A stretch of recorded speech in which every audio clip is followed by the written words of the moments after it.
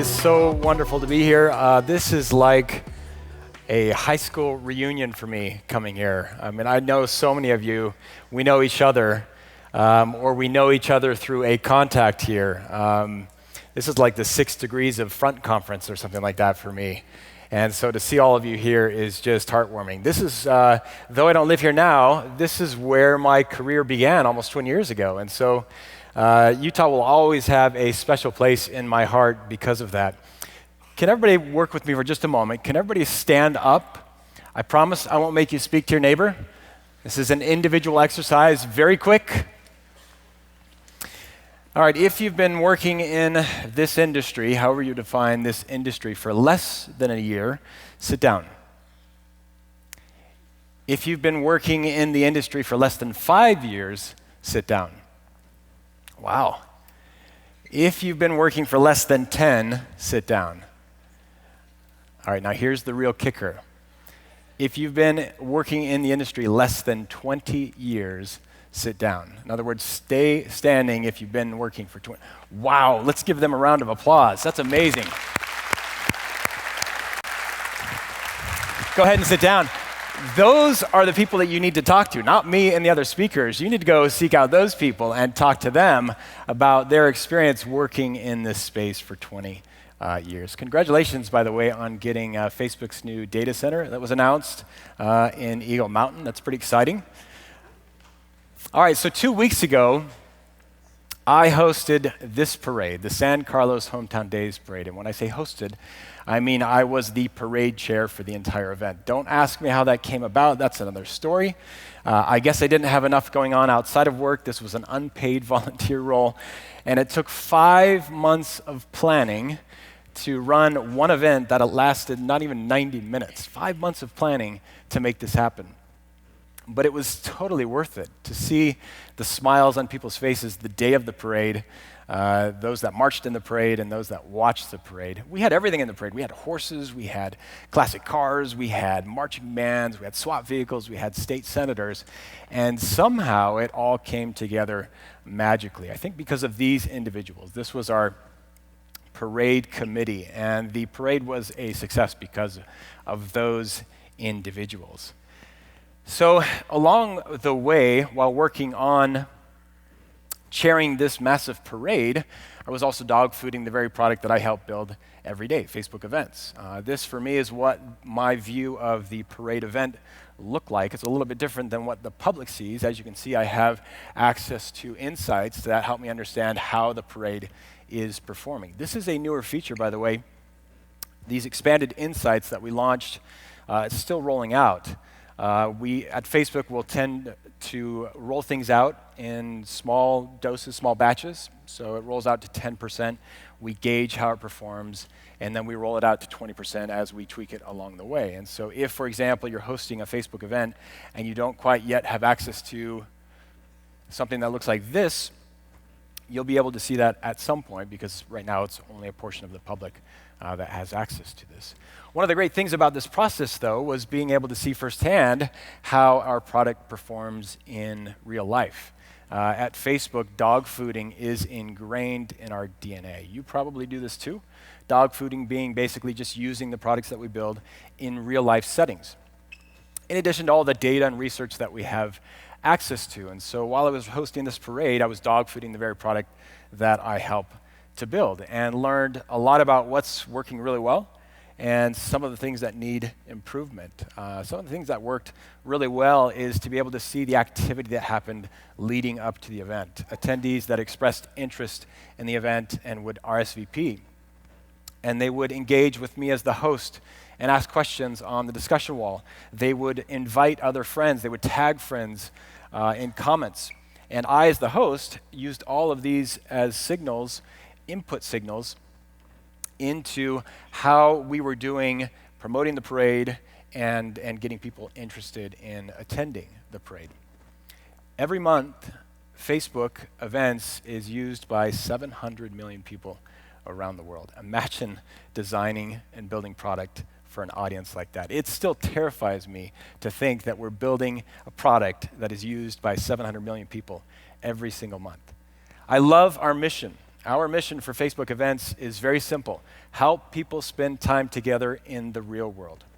And if you think of Facebook and the things that we do in Facebook, for me to think that I have the privilege of working on a team that prides itself in basically encouraging you to use Facebook to get off of Facebook is a wonderful privilege to have, to help people connect in real life. And I manage the team of designers that work on Facebook events, as well as serving on the leadership for Facebook events. One of the things that, there's lots of things that I think we could improve and that we're constantly iterating on. One of those is this model that you see here, the RSVP model.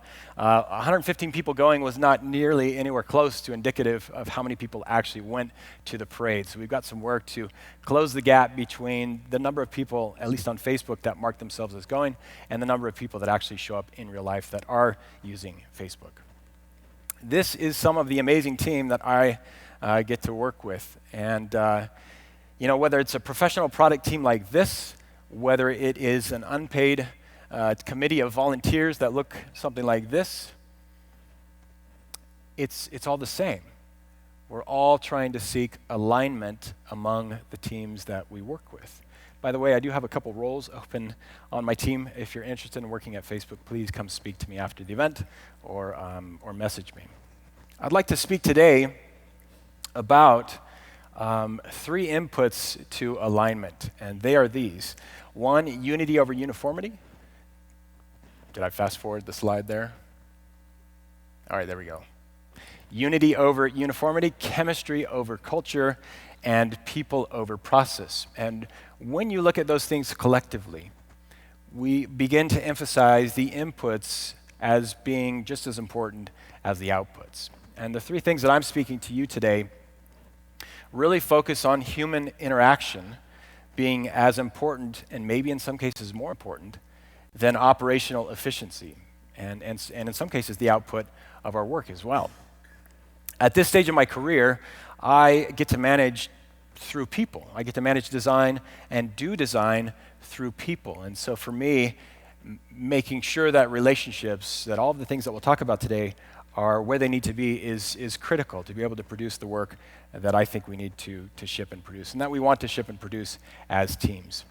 All right, first, unity over uniformity. So let me be clear here that uniformity actually has an important role in what we do. One of the best examples of this is brand integrity. It would be difficult to execute brand integrity without rigorous guidelines for unity. At Facebook, we rely pretty heavily on uniformity, as you can imagine.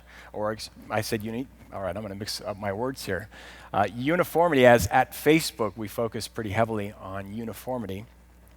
I'll get to unity in just a moment, as being critical to speed and efficiency and being able to have some cohesion across all of the products that we ship, even inside of just the singular Facebook app, having a cohesive, unified, and uniform experience throughout Facebook. This is the amazing Shally Nguyen. This is what Shally looks like. This clicker is really sensitive. There we go. All right, so this is Shally. This is what Shally looks like in real life. Of course, she looks like this in real life. What I mean by that is if you see her on campus, she is constantly smiling. Positivity, she is this tackler of hard projects. And in a former life, Shally was a CSS architect, and then later the creative director at Yahoo, who pioneered Yahoo's first design system. And now she works at Facebook on the interfaces team as a product design manager. And her team, as well as other teams like it, ladder up to our Facebook design system, or FDS as we call it internally. And their mission is to help provide tools to all of us to ship high-quality, cohesive products. I'm going to scoot over here because I think this, because of the sensitivity, there we go, all right. Believe it or not, this is what our design system used to be at Facebook. It was a shared Dropbox folder, and all of the product designers had access to this folder. This predates my time at Facebook. I can only imagine the Wild West experience that must have been to have everybody not only feeding into this folder, but taking from it. We've come a long way since then. Today we have something called Design Pack, which is this very impressive, I think it's very impressive, product development suite where it has access to the latest guidelines, design tools, assets for the products that we build. And one of the key components is what you're seeing here is Interface Kit. It's basically, think of it like a massive plugin for Sketch that has all of the components across our products built into it. And you can basically drop any one of those components into your Sketch file, and all of the data can be pretty dynamic in every one of those. You can then take that into Origami or in Framer, produce prototypes. It's all very rapid development. So again, uniformity is critical to the work that we do at Facebook. So if it's so critical, why would we place unity above uniformity? Well, I think there are a few reasons for this. But for me, they boil down to this. Left unchecked, uniformity tends to prioritize efficiency above everything else. Let me give you an example of unchecked uniformity that might resonate with some of you. How many of you walked 3 blocks or more to get to this venue? Raise your hands. Yeah, quite a few of you. Well, if I asked that question anywhere else in the US, it would be no big deal. But as you know, here in Salt Lake City, if you walk 3 blocks, that is a big deal. It equates to about a half mile, in fact. And that's because the city blocks here in Salt Lake are 660 feet by 660 feet. And on top of that, they have more than 170 feet, almost 180 feet of roadway and walkways in between them. So they're just massive. If you look at a block in Portland, for example, and stack that against Salt Lake City, this is what it looks like. You can fit 9 blocks from Portland inside 1 block in Salt Lake City. And to take that even further, you could put the entire footprint of the Empire State Building inside of Salt Lake and probably fit 2 of those inside just 1 city block here in Salt Lake City. As you might know as well, when settlers arrived in Utah, they had this vision for a unified community that had some sense of organization to it. So they plotted out 135 lots.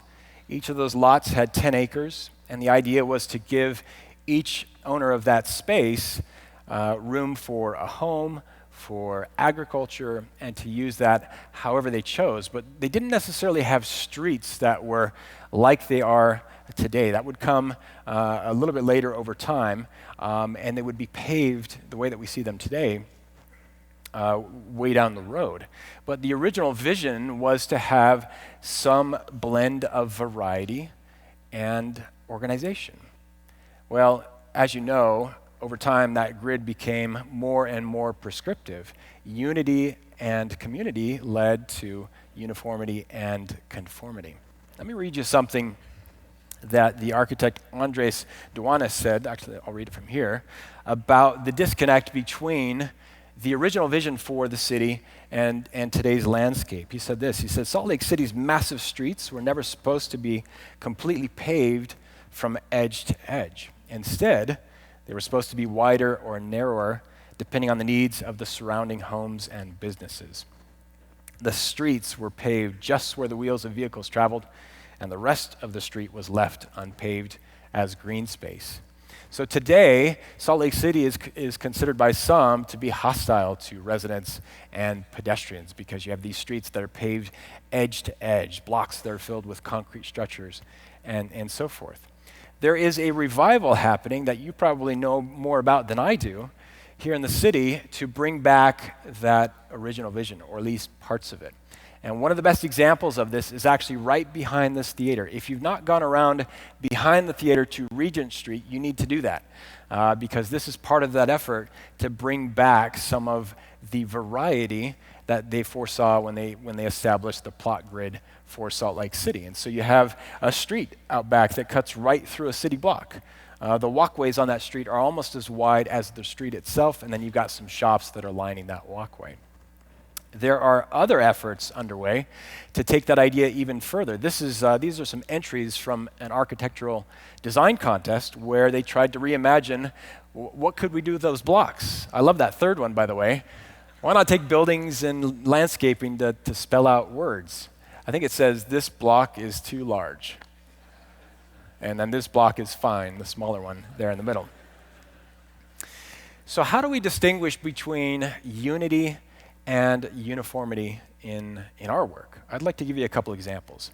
When Front Conference began 3 years ago, I just bought this fridge in our home, and I shared how I was comparing that fridge to a soda machine, right? So everybody in the world knows how to use one of these things. You put a cup literally in the world. I've gone all over the place, and you see these machines all over the world, and people know how to use them. You put your cup underneath, you push the button, and the liquid comes out underneath. And then I shared, well, we just bought this fridge, but that fridge works quite different from a typical soda machine. And this is how it works. Every single time, this is what happens.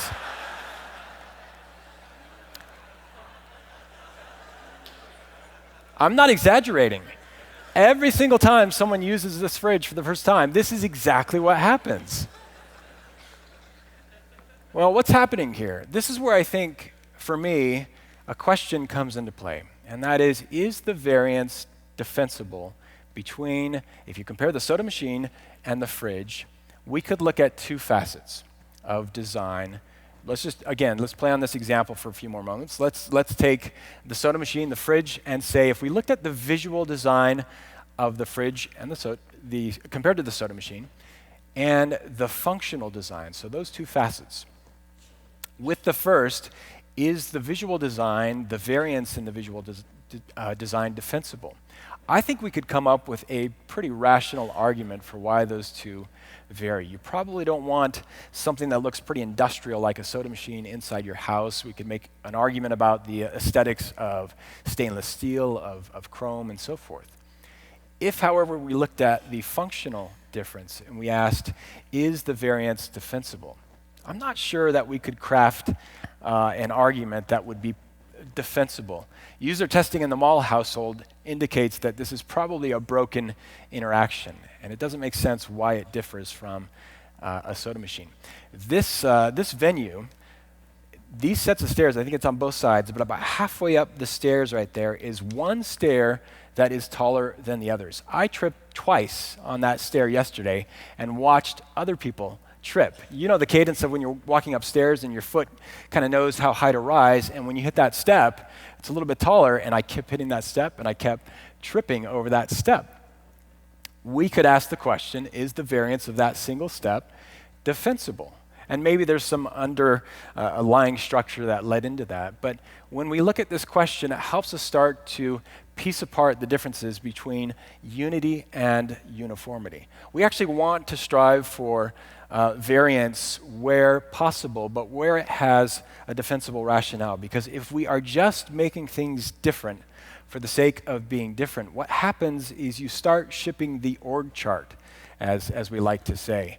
You basically ship the org chart and you ship different parts of the experience based on whoever's designing or working on that experience. And that's what we want to avoid as well. So while we want some variety, we want to make sure that that variety happens with a defensible rationale.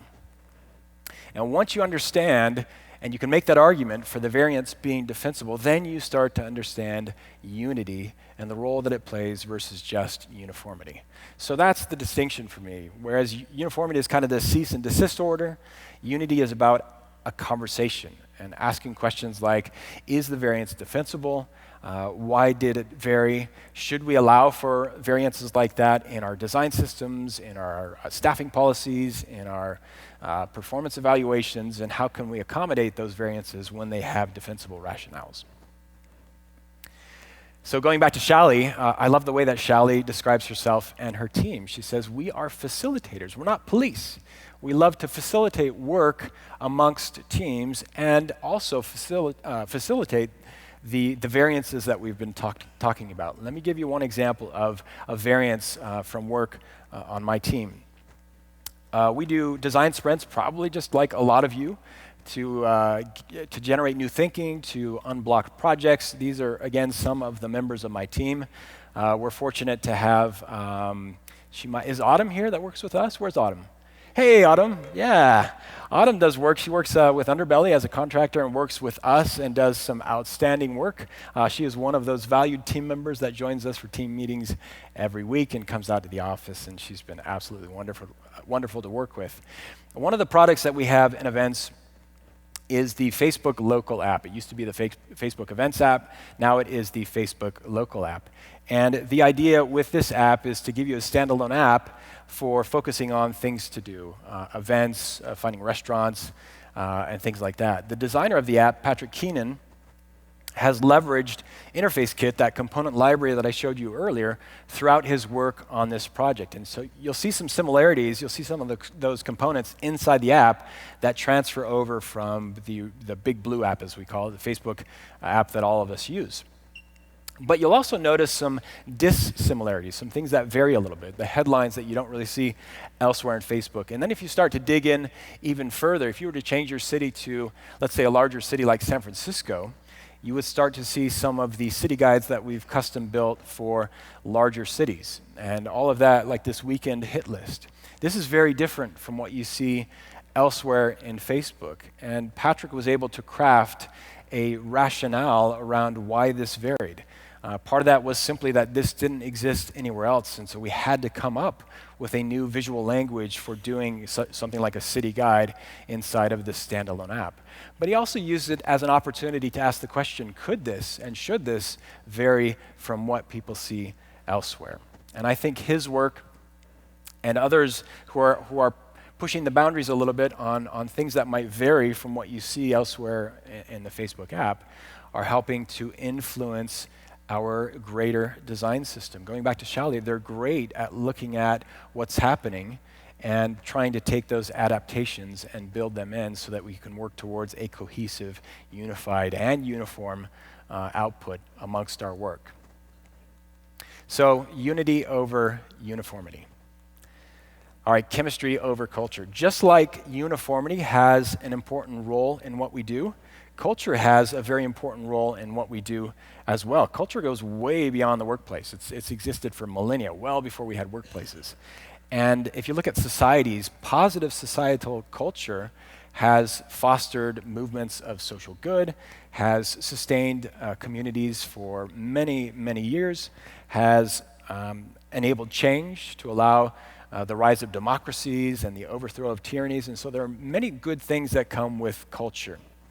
And culture, the way I like to think of culture is it's this idea of grouping similar things together that begin similar or evolve to become similar. And on the surface, this is a good thing. But if we start to dig into this a little bit, especially in the workplace, you probably can think of examples where the absence of dissimilarities in a given system, like a workplace, can often lead to bad outcomes because of the lack of checks and balances in place for the bad actors in the system. Meaning if everybody's trending towards something similar and someone or something in that norm, in that shared norm doesn't fit in, they risk being alienated or persecuted and so forth. And so despite aiming to unify and even diversify, sometimes culture does the opposite of that. Chemistry, on the other hand, is about blending similar and dissimilar things and basically allowing those to coexist. And the implicit and explicit pressure of basically forcing those things to trend toward shared norms kind of goes away. I don't necessarily recommend you use the word chemistry in the workplace. That might lead to some questionable outcomes with your coworkers. But I do encourage you to use the spirit of chemistry with your teams. In fact, over the past year that I've been talking and writing about this, I have wholly stopped using the word culture in the workplace to force myself to talk about it in a different way. There are a lot of ways to talk about things that might be dissimilar and to introduce things that might be dissimilar into your systems, whatever those systems might be, design systems, staffing policies, and so forth. One of the easiest ways to do this, it may sound too simple, but it works. Just talk about it. Talk about change. Talk about dissimilar things. If culture embodies similar voices, then chemistry empowers dissonant and dissimilar voices.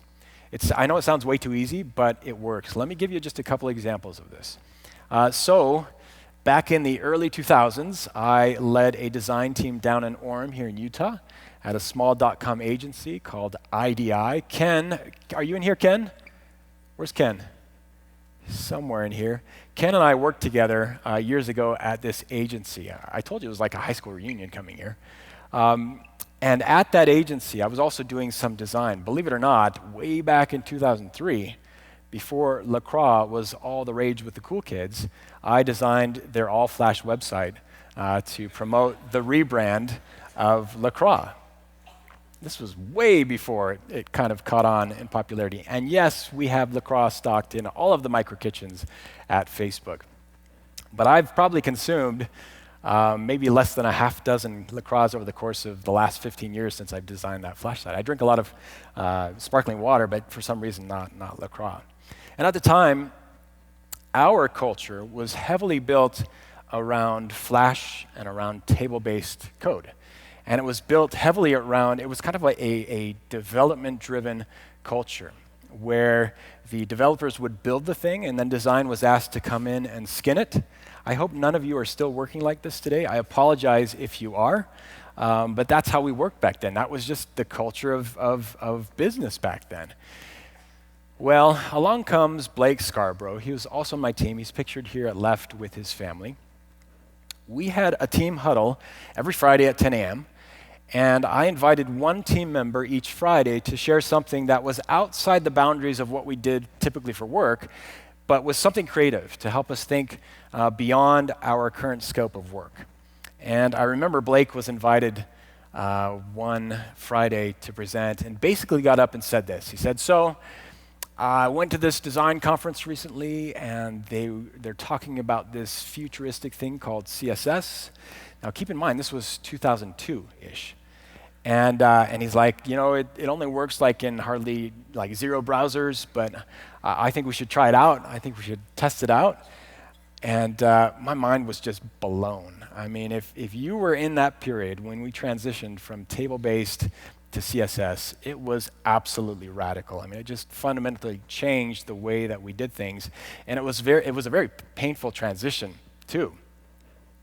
And so for Blake to introduce this idea to us was not only revolutionary to the industry, but it was very unsettling to our team because it forced us to have to think differently about how we were doing work. And frankly, most of us didn't have an appetite for that. I was so skeptical as his manager, and I was like, well, go ahead, and let's see what happens.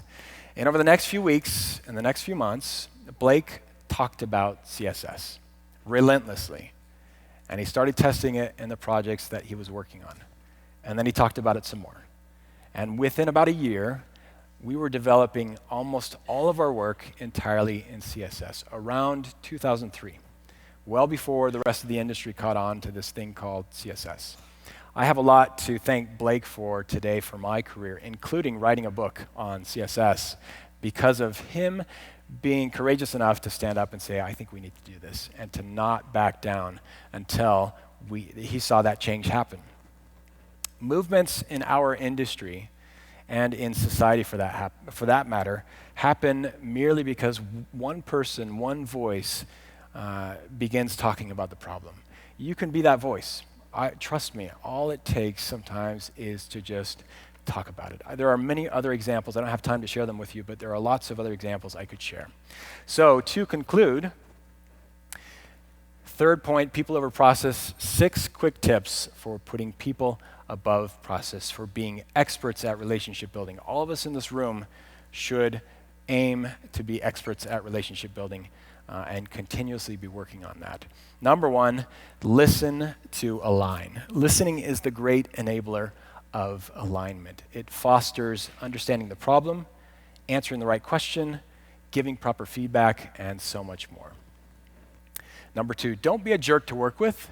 I have a colleague at work who said to me recently, he said, I want my team to be the nicest team to work with at Facebook, because when you're nice to work with, everybody in the company wants to partner with you. And when you work at a company like Facebook, partnering with other teams is absolutely critical. So make it easy, make it fun, make it whatever the adjective is for you to work with yourself and to work with your team. Don't let the essential get lost in the minutia. T.S. Eliot once wrote, where is the wisdom we've lost in knowledge? Where is the knowledge we've lost in information? I think we can take that quote and transform it to what we do in our space and say, where is the essential lost in the important? Where is the important lost in the minutia? Don't get caught up in the minutia of putting process above people. Number 4, have strong opinions, but hold on to them loosely as often as possible. I think Ben Peck is talking about this later today, and if he is, I'm excited to hear what he has to say on this topic. We need to be willing to have our opinions to be shaped and molded by the people around us. We need to hold firm to opinions from time to time, like Blake did. But that card, in my experience, needs to be played pretty rarely. Most of the time, we need to hold on to our opinions pretty loosely to allow collaboration to happen. A great mentor of mine once taught me that sometimes it's better to be unified than to be right. And I think we need to be willing to let other people be right more often in an effort to be more unified. Number 5, ship imperfect products. I know of only one way to successfully ship product, and that is to ship imperfect products. Perfection never ships. It gets stuck in this endless loop of, I'll just fix this one more thing, and then it will go out the door. And it never goes out the door. So be willing to ship imperfect products. This poster is hung around Facebook's campus. And I love the concept of that. Done is better than perfect.